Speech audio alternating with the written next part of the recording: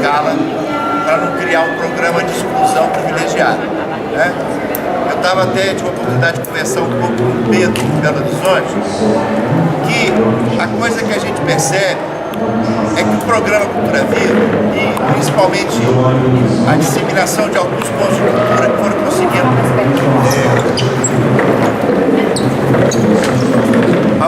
alguns projetos foram conseguindo ter uma execução que foi consolidando a posição dele dentro da comunidade. O programa, quando a gente conversou sobre a redução de 3 para 2 anos, é que fatalmente, no imediato, o programa perde um pouco da sua capacidade estruturante. Porque quando você pensa num prazo maior, você tem um tempo também de absorção da comunidade das ações, de ter respostas e tudo isso. Então o que eu estava sugerindo para o Pedro, queria sugerir para acrescentar nesse caldeirão, é que a gente pensasse numa maneira de avaliar aqueles pontos que conseguiram, mesmo com as dificuldades institucionais, burocráticas, desenvolver um trabalho consistente e que isso tenha ficado raízes na comunidade instalada dele, e que a gente procurar, por exemplo, sei lá, no BNDES, em alguma outra coisa, uma saída de sustentabilidade para esses pontos que comprovaram que tem uma capacidade operacional maior. É uma porta de saída de sustentabilidade, para não ficar dependendo do edital, mas de criar, de repente, um contrato de longo prazo, comprovação periódica de competência, de execução de coisas, porque isso pode substituir... Qual o problema do BNDES? Sabe qual o mínimo de financiamento do BNDES? Não, eu sei, mas um ponto desse... Esse é o BNDES, Desenvolvimento Social. Vai trabalhar numa escala de 5 anos. Perfeito. Então, é para a gente tentar, por exemplo, enquanto a gente tem dificuldade de trabalhar com pontões através de editais, porque é uma coisa viciosa, alguns desses pontos que foram se constituindo como iniciativas estruturantes, elas podem ser devidamente incentivadas para que eles se tornem esses pontos de referência, de formação e tudo isso. Peraí. Eu queria uma questão do encaminhamento, Neri. Então, deixa eu... Neri, eu acho o seguinte, secretário, então para a gente não abrir uma roda agora, a gente continue isso aqui, vamos seguir isso aqui, ela só está dando alguma resposta para algumas coisas e aquilo que não for possível vai deixando, mas vamos seguir isso aqui, vamos tentar sanar isso aqui, aí depois a gente... Foi só uma proposta, já me calei. Quando eu falei da redução de 2 anos, são os convênios com os estados e municípios, né?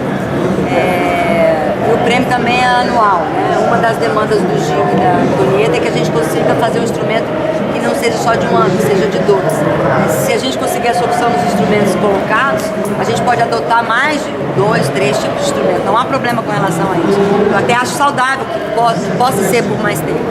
O que eu quero nesse momento é que a energia da fiscalização, a gente graças para a energia da articulação e do acompanhamento, porque no fim das contas a gente fica centrado na prestação de conta, na análise, cada 5 parcelas, 5 análises, mérito, emperra ali, numa nota fiscal X, né?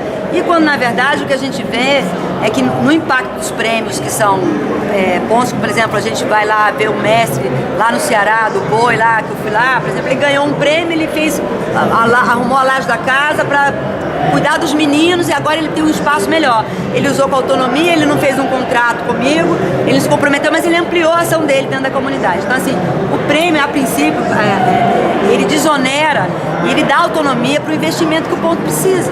Que às vezes não é fazer um monte de curso, às vezes é estruturar alguma coisa mais efetiva para ele ampliar a capacidade dele. É um equipamento, é um carro, entendeu? Então, assim, tá claro que como ele aplicar o prêmio, o compromisso da aplicação do prêmio, tem que suscitar uma questão. A chancela tem que trazer um conjunto também de compromissos, né? É a acessibilidade, é a gestão compartilhada com a comunidade, é a questão da defesa dos direitos humanos, é a diversidade, quer dizer, como é que... E aí a gente tem que fazer um processo de indução, né? Que o uso do prêmio seja, lógico, para reverter.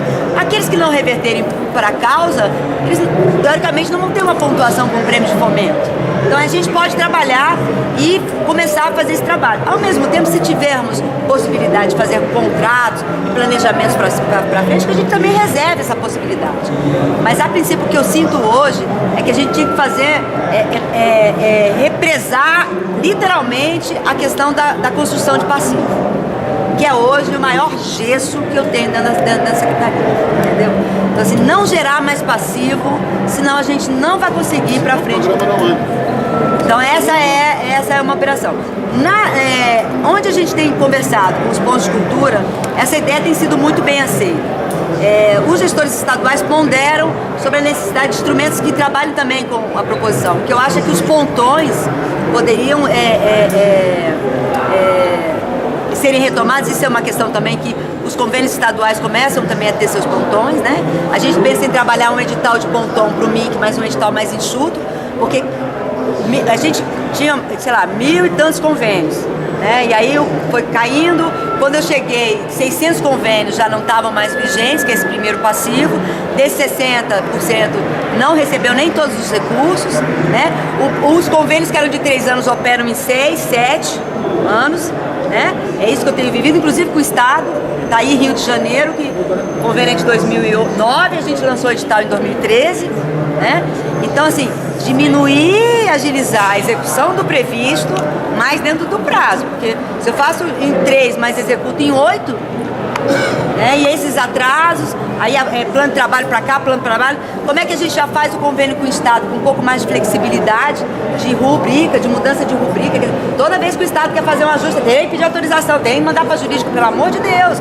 Quer dizer, estou trabalhando com um ente federado, como é que a gente não cria uma regra de maior flexibilidade? Então, assim, o convênio, ele traz agora um pouco mais dessa parceria federativa que não tinha antes. Então a gente apresenta uma proposta para discutir, mas dentro daquele escopo do que a gente já discutiu também no processo do redesenho e dentro do contexto da implementação do Sistema Nacional de Cultura, que é um outro contexto do que o contexto que o programa foi implementado.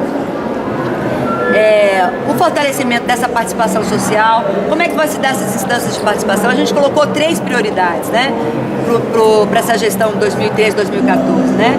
A consolidação do programa como um programa de política de base comunitária. E aí a estruturação de recursos, fluxo, pactuação com o Estado e município e com a sociedade civil, que faz parte do Sistema Nacional de Cultura, né? A outra é a qualificação da gestão do programa, das etapas, muitos questionamentos do TCU com relação às notas, como é que as notas são atingidas. Aí você publica uma nota dura lá, aí o povo fala, mas poxa, em que eu fui desqualificar? Qual item que eu não fiz bem? Como é que eu entro com um recurso? Então eles querem que a gente publique as notas abertas. Várias questões estão sendo colocadas para qualificar esse processo. Várias experiências foram feitas que a gente não apropriou esses resultados. Por exemplo, a própria experiência do SEMPEC, que tem uma plataforma, tem toda uma metodologia. Como é que a gente qualifica esse processo? Quer dizer, traz isso. O prêmio de cultura indígena, o que ele tem de bom?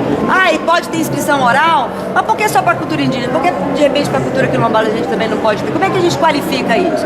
Acessibilidade, enfim. E aí vai essa avaliação que a gente tem, que a gente não faz de uma hora para outra, que a gente tem que se propor aí gradativamente, agregando a capacidade e o conhecimento que também tem o ente federal no nível do estado e do município, até porque várias políticas que são nacionais foram geradas no município, o Ponto de Leituras é uma delas. Então, e essa liga, né? O MINC ainda tem a necessidade de trabalhar uma questão mais integrada, porque se ele quer fazer esse sistema, quais são as rodovias da política? E como é que ele opera essa política com o Estado, sem cada um ir lá bater na porta? Fico achando que vocês, inclusive, né? Vai lá o IBRAM bate na porta, vai lá a Funhat bate na porta, vai lá o Livre Leitura bate na porta, a STDC, a SEC, quer dizer, como é que o MIC trabalha de uma maneira mais programática o conjunto da política? Isso também são desafios da própria área federal. Então, assim, a princípio foram essas os arrazoados, os critérios, eu já apresentei alguns critérios de expansão, a questão de áreas de vulnerabilidade, tal, mas também se o recorte do que do tradicional, dos grupos que precisam de mais atenção, enfim. E aí esses critérios estão desenhados nesse documento. Então, nesse ponto 1, a minha proposta para vocês é que a gente está fechando, estou fazendo uma revisão no documento básico que a gente encaminhou para São Paulo, estou fechando um documento básico para o município, que a gente está agregando o diagnóstico, quer dizer, quantos tem no município, para a gente estudar essa realidade. E a partir do momento que eu fizer essa revisão, a ideia seria compartilhar o documento básico com vocês.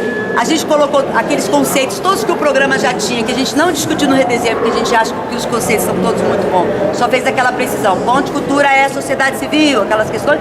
A gente está agregando esse conjunto de conceitos também, trazendo para esse documento básico, para a gente ter um macro cenário, porque que a gente tem que nascer com diagnóstico, não dá para nascer agora, vamos lá, fazer tantos pontos de cultura, por quê, aonde, como, qual a contraparte, né? Então, por exemplo, o Rio estabeleceu já no seu edital, a gente conseguiu, nos editais que estão vigentes, o que a gente já pode melhorar? Então, por exemplo, o edital do Rio de Janeiro, ele já traz a matriz da diversidade aberta, então LGBT, culturas ciganas, povos comunitários tradicionais, cultura digital, ele abre. O Rio Grande do Sul também já fez essa mudança.